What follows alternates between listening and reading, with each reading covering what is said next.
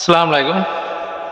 हम लोग बचपन से ही बहुत सारे लफ्ज़ सुनते हैं जिनका अभी चल के हमें कुछ ना कुछ आके ना मीनिंग समझ में आए हैं।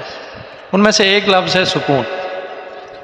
तो सुकून की तलाश में आजकल हर बंदा है, और आजकल सबसे मुश्किल चीज़ जो है, और हर बंदा डिप्रेशन एंजाइटी के चक्कर में पड़ा हुआ है।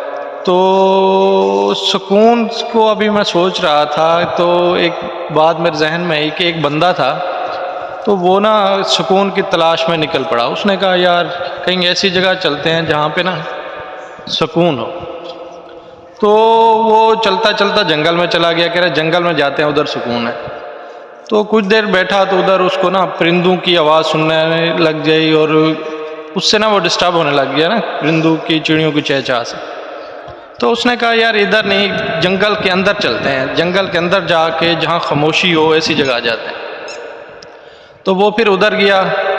तो जंगल के अंदर एक ना जैसे एक टिड्डा होता है, नुमा होता है, और जहाँ की बारिशों में या एक कमरे में उसकी आवाज़ बहुत ही डिस्टर्ब करती है। तो एक टिड्डी ऐसे शोर करने लगी, उधर से वो उठा।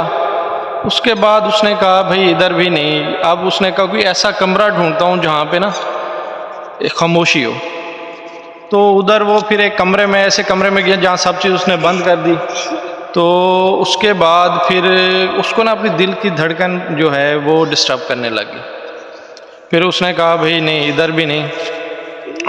तो उससे ये अब तो एक साइंसदानों ने कोई एक ऐसा कमरा इजाद किया है जिसमें ना मतलब आग की वेन्स में जो खून है वो चलता हुआ वो भी आपको नज़र आता है, तो उसकी भी आवाज़ आपको सुनाई देती है। तो इससे ये ज़ाहिर हुआ कि भाई सुकून जो है ना, एक और हमारे एक बड़े अच्छे दोस्त थे, वो कहते थे कि भाई सुकून, लोग सुकून की तलाश में हैं, लेकिन ये भूल जाते हैं कि जहाँ भी जाए ना वो ख़ुद को साथ ले जाते हैं। तो जहाँ ख़ुद को साथ ले जाएंगे तो ज़ाहिर बात सुकून तो अंदर की चीज़ है ना। तो जहाँ खुद जाएंगे तो आपकी बेसुकूनी भी आपके साथ ही जाएगी। तो आपने सबसे पहले सुकून को अपने अंदर महसूस करना है। तो सुकून जो है वो आपके अंदर है, ना कि बाहर कहीं भी ढूंढने से आपको मिलेगा।